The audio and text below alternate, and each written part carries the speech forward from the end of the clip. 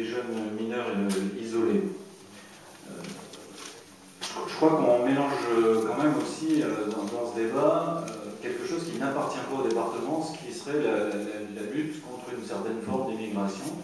Je crois que ça ne nous appartient pas et que nous devons prendre toutes nos décisions.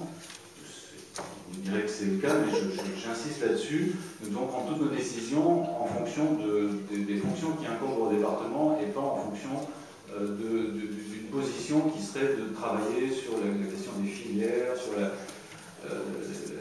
question de l'immigration. D'ailleurs, ce que je vais dire s'applique à tous les jeunes, qu'ils soient français ou étrangers, parce que j'imagine qu'on pourrait imaginer de faire des tests osseux sur des jeunes français pour qu'ils aient plus de traces de leur naissance, ou même, comme c'est le cas finalement pour les étrangers, quand il y a une trace de leur naissance, on le pratique.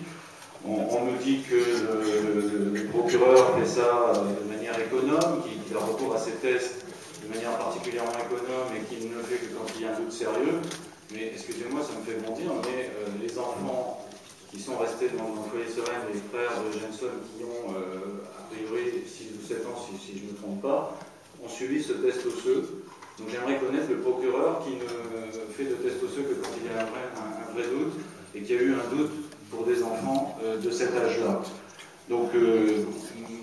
Cardot nous parle d'attaquer la décision du procureur. Il y a peut-être des cas où ce serait peut-être carrément le Conseil général qui devrait se poser ces questions-là. Parce que, en fait, j'ai aussi eu comme réponse que nous étions idéalistes et qu'il fallait rester dans une logique comptable. Je suis désolé, la logique comptable, moi j'appliquerais bien aux histoires de football ou de choses comme ça, parce qu'effectivement, quand on subventionne plus ou moins, bon, on peut peut-être appliquer une logique comptable, mais s'agissant de mineurs isolés,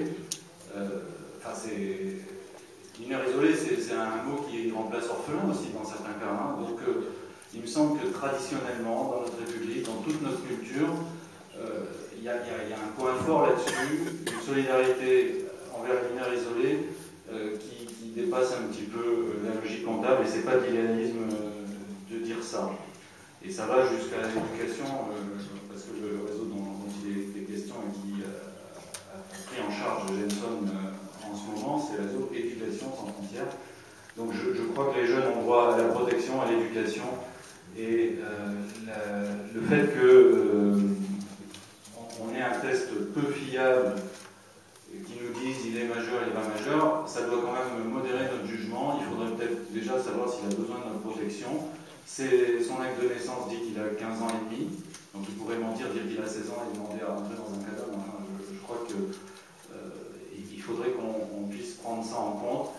Ces tests, ils ont été créés, si je ne me trompe pas, plutôt pour prouver que l'âge réel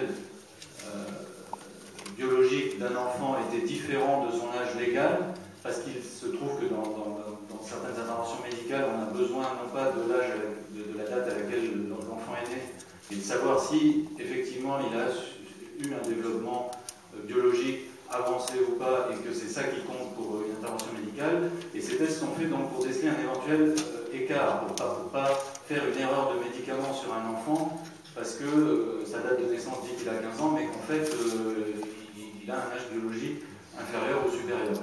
Donc je crois qu'utiliser des tests qui sont faits pour déceler des écarts, pour dire qu'au contraire ça nous prouve qu'il a tel ou tel âge, c'est un peu se servir de la médecine au service peut-être d'une idéologie qui m'inquiète énormément. Donc est-ce qu'on pourrait savoir exactement, parce que j'ai un doute là-dessus, comment s'est passé le cas de Jenson? Parce que pour moi, c'est un mineur, présumé mineur. Je n'aime pas du tout qu'on dise présumé majeur. Au début, on disait majeur, maintenant présumé majeur. Je pense qu'il est présumé mineur. Alors, est-ce qu'il y a une décision de justice qui nous dit qu'il est majeur? Et même malgré cette décision de justice, je pense que si elle est basée uniquement sur des tests osseux,